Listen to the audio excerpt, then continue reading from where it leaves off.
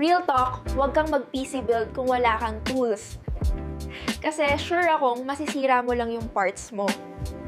Unang kailangan mo, screwdriver set. Huwag yung galing sa drawer ni tatay, ha?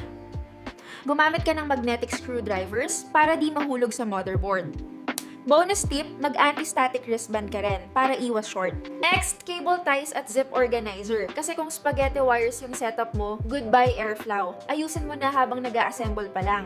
Tool hashtag 3, thermal paste. Huwag mo kalimutan to kasi siya ang nagko-connect sa CPU at cooler mo. Kung wala yan, init ulo, pati PC mo.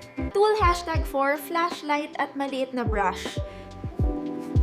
Kasi promise mga alik na parang ninja din ang build mo. Mas tool #5, anti-static wrist strap. Simple lang to pero lifesaver. Kasi kahit maliit na static lang, pakasira ng mo. Mas okay ng seatbelt. Kung gusto mong mas madali, ginawa ko na yung checklist para sa'yo.